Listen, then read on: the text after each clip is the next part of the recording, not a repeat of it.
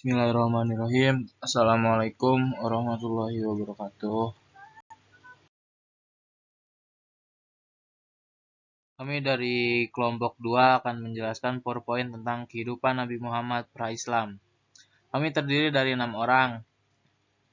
Pertama, Muhammad Abdul Fakih Kurnia. Kedua, Bakti Satria P. 3, Rintika Nur Hidayah. Keempat, Anita Putri Utami. Kelima, Reza Zahra. Keenam, Desvidan Fitria Salsabila.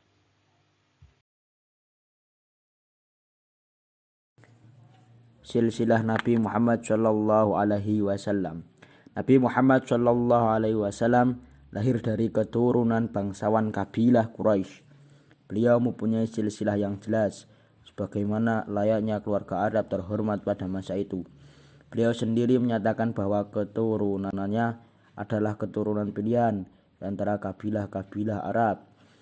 Sanad beliau juga sangat jelas. Beliau bernasab sampai Nabi Ibrahim alaihissalam.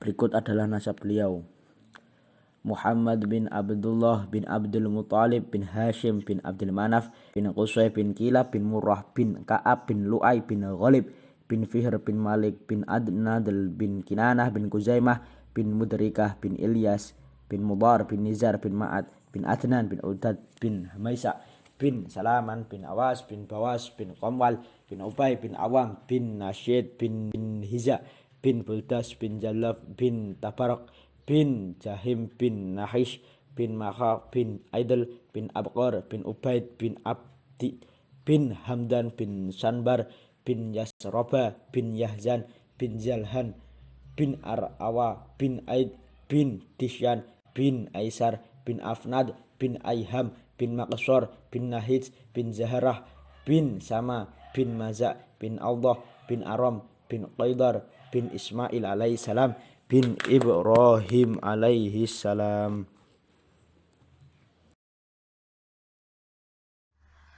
Peristiwa seputar kelahiran Nabi Muhammad.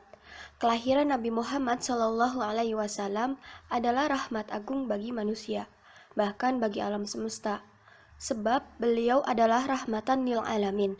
Rasulullah lahir di Makkah pada hari Senin, tanggal 12 Rabiul Awal tahun Gajah, bertepatan 20 April 571 Masehi.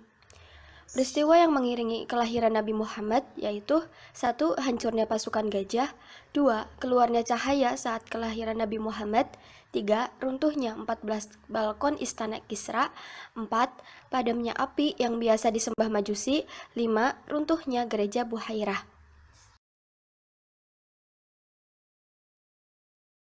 Masa kecil dan peristiwa penting. Muhammad kecil harus diungsikan ke pedalaman dan baru akan dikembalikan ke ibunya ketika kelak berusia 8 atau 10 tahun. Tentu Siti Aminah gundah, tapi ia sadar hal ini penting untuk putranya. Di pedalaman itu, Muhammad kecil diasuh oleh Halimah bin Sa'diyah selama 3 tahun. Muhammad pun tumbuh menjadi anak yang cepat tanggap, telaten, dan jujur. Suatu ketika, saat Muhammad kecil bermain bersama anak-anak lain, beliau didatangi oleh 2 orang berbaju putih. 2 orang itu berkata dengan bahasa yang tidak dimengerti oleh Muhammad kecil. Hal ini pun membuatnya ketakutan, tak terkecuali teman-temannya.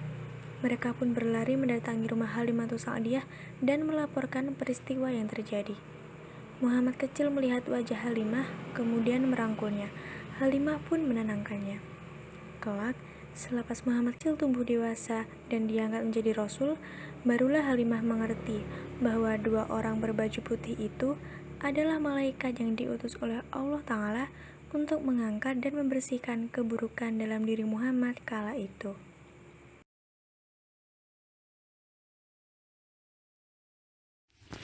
Kegiatan berdagang hingga menikah. Rasulullah Shallallahu Alaihi Wasallam berdagang bersama As-Sa'ib bin Abu Sa'ib yang merupakan rekan terbaik, tidak pernah saling curang dan saling berselisih. Al-Mubarakafuri menyebutkan, dalam berdagang, Nabi dikenal dengan setinggi-tingginya nilai amanah, nilai kejujuran, dan sikap menjaga kehormatan diri. Inilah karakternya di segenap sisi kehidupannya, hingga diberi gelar Al-Amin. Usaha perdagangan Rasulullah SAW pun tidak main-main. Dia terlibat dalam perdagangan internasional sejak remaja. Hidup di tengah keluarga pedagang membuatnya terlibat dalam perdagangan sejak usia belia. Saat itu, Nabi SAW baru berkisar 12 tahun. Dia turut serta dalam perjalanan dagang pamannya, Abu Thalib. Inilah perjalanan dagang pertama Muhammad SAW. Pada perjalanan inilah terjadi sebuah pertemuan Nabi dengan rohib Nasrani yang mengenalinya sebagai bakal utusan Allah yang terakhir. Bisnis dagang Rasulullah SAW secara mandiri baru dimulai ketika dia mencapai usia remaja. Sebelum mempersunting Khadijah, Rasulullah SAW merupakan rekan bisnis Khadijah. Suatu hari, Khadijah mendengar kabar tentang pemuda yang akan terpercaya di kalangan Arab.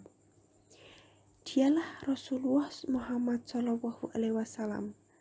Tertarik menjadikan pemuda itu karyawannya, Khadijah pun memanggilnya. Muhammad pun menerima tawaran Khadijah dengan senang hati. Khadijah pun mengirim Muhammad sebagai pemimpin kafilah dagang ke negeri Sam. Sebelum mempersunting Khadijah, Rasulullah merupakan rekan bisnis Khadijah. Suatu hari, Khadijah mendengar kabar tentang pemuda yang sangat terpercaya di kalangan Arab. Dialah Rasulullah Muhammad SAW, tertarik menjadi pemuda itu karyawannya. Khadijah pun memanggilnya. Muhammad pun menerima tawaran Khadijah dengan senang hati. Khadijah pun mengirim Muhammad sebagai pemimpin kafilah dagang ke negeri Syam. Seorang budak kepercayaan Khadijah bernama Maisarah pun ikut serta dalam kafilah tersebut. Menurut Maisarah, selama ia mengikuti kafilah dagang Muhammad, ia melihat dua malaikat membawa awan di atas kepalanya untuk melindungi dari terik matahari. Di tangan Muhammad, hasil perdagangan mengalami peningkatan. Bisnis Khadijah di negeri Syam pun semakin besar. Laba yang dihasilkan meningkat tajam.